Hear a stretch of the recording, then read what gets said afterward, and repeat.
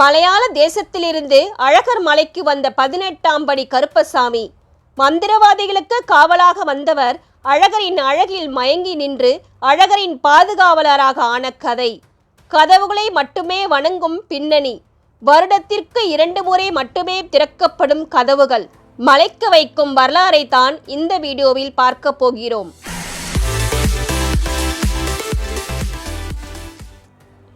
தமிழுக்கும் தமிழ் உறவுகளுக்கும் என் வணக்கம். ஆன்மீகத்திலும் வரலாறிலும் ஆர்வமுள்ள உறவுகள் நம் சேனலை சப்ஸ்கிரைப் செய்து கொள்ளுங்கள். உங்களின் ஆதரவால் 10,000 சப்ஸ்கிரைபர்களை கடந்தது மிக்க மகிழ்ச்சி. அனைத்து உறவுகளுக்கும் நன்றி. வாங்க வீடியோக்குள்ள போகலாம். சித்திரை திருவிழா என்றதும் நம் நினைவுக்கு வருபவர் கள்ளழகர் தான். அழகர் கோவில் வைணவ சம்பிரதாயத்தில் மிகவும் முக்கியமான தலம். அழகர் கோவில் மூலவருக்கு பரமசுவாமி என்று பெயர். நின்ற கோலத்தில் எழிலுற ஸ்ரீதேவி சமேதராய் எழுந்தரிக்கும் இந்த இறைவனின் உற்சவருக்கே அழகர் என்று பெயர். வடமொழியில் சுந்தரராஜன். பெயரில் மட்டுமல்ல, அவரின் தோற்றமும் கொள்ளை அழகு. உலகில் இவர் அழகுக்கு நிகரான உற்சவ மூர்த்திகள் இல்லை என்பது அனைவரின் கருத்து.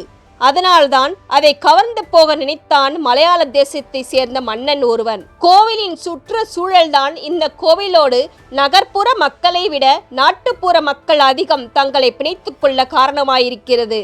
இக்கோவில் சார்ந்த விழாக்களில் நகர்ப்புற மக்களை விட பக்தியுணர்வும் கொண்டாட்ட உணர்வும் சுற்றுலா உணர்வும் மிகுந்த நாட்டுப்புற மக்களே பெருந்திரளாக பங்கேற்கிறார்கள்.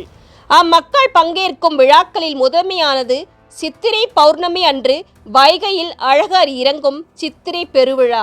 அதற்கடுத்தது ஆடி பௌர்ணமி அன்று நடைபெறும் ஆடி தேரோட்ட விழா மற்றும் இக்கோவில் ராஜகோபுர கதவில் உறையும் 18ஆம் படி கருப்பண்ணசாமிக்கு கதவு திறந்து சந்தனம் சாத்தும் விழா. இந்த இரு விழாவையும் இணைக்கும் மையப்புள்ளி ஆண்டு முழுவதும் அடைக்கப்பட்டிருக்கும் ராஜகோபுர வாசல் கதவு. அந்த கதவு அடைப்பட்டிருப்பது பற்றி மக்களிடம் புழங்கும் பழமரபு கதை ஒன்று உண்டு. ஒரு காலத்தில் கேரள நாட்டிலிருந்து மந்திரம் தந்திரம் தெரிந்த 18 மந்திரவாதிகள் அழகர் கோவிலில் இறைவனின் கலையை திருடிச் செல்ல திட்டமிட்டு வந்துள்ளனர். ஒரு மந்திர மையை கண்ணில் தடவிக்கொண்டால் பிறர் கண்களுக்கு தெரிய மாட்டார்கள். அப்படியான மையை தடவிக்கொண்டு கோவிலுக்குள் நுழைந்து விட்டனர். இரவு நேரங்களில் கருவறைக்குள் புகுந்து இறைவனின் கலையை அவர்களின் மந்திர வலிமையால் இறக்கி கொஞ்சம் கொஞ்சமாக ஒரு கும்பத்தில் அடக்கி வந்தனர். கயவர்களின் திட்டத்தை முறியடிக்க திருவுள்ளம் கொண்ட அழகர் கோவில் பட்டர் ஒருவரின் கனவில் தோன்றி மந்திரவாதிகள் குறித்து எச்சரித்து மறைந்தார். கண்விழித்த பட்டரோ மந்திரவாதிகளை பிடிக்க ஒரு உபாயம் செய்தார். கோவில் பட்டரும் ஊர் நாட்டார்களும் சேர்ந்து ஒரு திட்டம் தீட்டினர். அதன்படி பட்டர் கருவறைக்குள் பூஜைகள் செய்துவிட்டு அதிகமாக ஆவி பறக்கும் சுடுசோற்றை இறைவனுக்கு படைத்துவிட்டு வெளியே வந்து கதவை பூட்டிவிட்டார். சுடு சோற்றிலிருந்து கிளம்பிய ஆவி மந்திரக்கார லாடர்களின் மேல்பட்டு கண்களில் இருந்த மையை கரைய வைத்து விட்டது. மை கரைந்ததும் பிறர் கண்ணுக்கு அவர்கள் தெரிந்தனர். அப்போது வெளியே மறைந்திருந்த நாட்டார்கள் கதவை திறந்து 18 பேரையும் பிடித்து வெளியே கொண்டு வந்து அனைவரின் தலைவையும் வெட்டி கோவில் கோபுர வாசல் அடியில் புதைத்துள்ளார்கள். அவர்களோடு துணையாக வந்திருந்த கருப்பசாமி அழகரின் அழகில் மயங்கி நின்றார். இந்த கோவிலை நான் காவல் காக்கிறேன், என்னை விட்டுவிடுங்கள் என்று கேட்டுக்கொண்டதால் அந்த கதவிலேயே இருந்து காவல் காத்து வருகிறார். காவல் காப்பதற்கு கூலியாக தினமும் அழகருக்கு செய்யப்படும் அர்த்தஜாம நிர்மாலிய நிவேதனங்களை தனக்கு வழங்க வேண்டும் என்றும் கேட்டுக்கொண்டார். இதற்கு எல்லோரும் சம்மதிக்க இன்றளவும் 18ஆம் படி கருப்பாக இருந்து அழகரை பாதுகாக்கிறது. 18ஆம் படியின் வாசலாக இருக்கும் கருப்பனுக்கு என்று உருவம் இங்கு இல்லை. பெரும் கதவே கருப்பனின் வடிவமாக வணங்கப்படுகிறது. எப்போது மூடியே இருக்கும் கதவு பிரம்மோற்சவத்தில் சக்கரத்தாழ்வார் எழுந்தருள்வதற்காக திறக்கப்படும். மூடியிருக்கும் கதவுக்கே பூஜைகள் நடைபெறுகின்றன.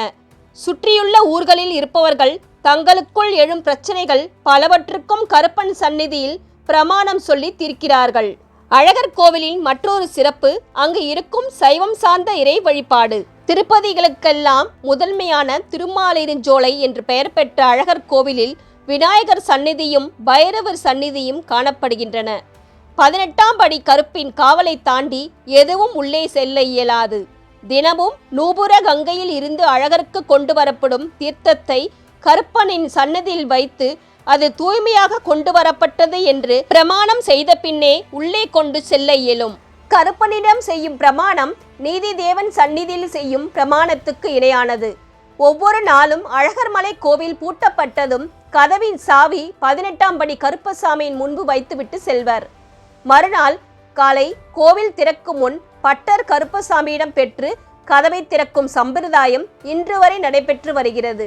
சித்திரை திருவிழாவிற்கு அழகர் மதுரைக்கு புறப்படும் போதும் மதுரையிலிருந்து கோவிலுக்கு திரும்பும் போதும் அழகர் அணிந்த நகைகள் எண்ணப்பட்டு அந்த பட்டியல் 18ஆம் படி கருப்பசாமி முன்பு படித்து காட்டப்படும். கோவில் நகைகளை காவல் தெய்வம் கருப்பசாமியே பாதுகாத்து வருகிறார் என்பது பல காலமாக தொடர்ந்து வரும் நம்பிக்கை. இன்று வரை இந்த நடைமுறை வழக்கத்தில் உள்ளது. கள்ளழகருக்கு காவல் புரியும் கருப்பண்ணசாமியை மக்கள் தங்கள் குலதெய்வமாக கொண்டு வழிபட்டு வருகின்றனர். இன்றும் 18ஆம் படி கருப்பசாமி முன் பல வழக்குகள் தீர்க்கப்பட்டு வருகின்றன. கருப்பசாமியிடம் முறையிட்டால் நிச்சயம் நியாயம் கிடைக்கும் என்பது மக்கள் கொண்டுள்ள அசைக்க முடியாத நம்பிக்கை. அழகர் கோவிலில் காவல் தெய்வமாக நின்ற கருப்பசாமி பின்னாளில் மதுரையை ஆண்ட பாண்டிய மன்னர்களுக்கு காவல் தெய்வமாக இருந்து வந்தார். உங்களுக்கும் குலதெய்வம் 18ஆம் படி கருப்பசாமியாக இருந்தால் கமெண்ட் பண்ணுங்க. வீடியோ பிடித்திருந்தால் லைக் பண்ணுங்க. உங்கள் நண்பர்களுக்கும் ஷேர் பண்ணுங்க. நன்றி, வணக்கம்.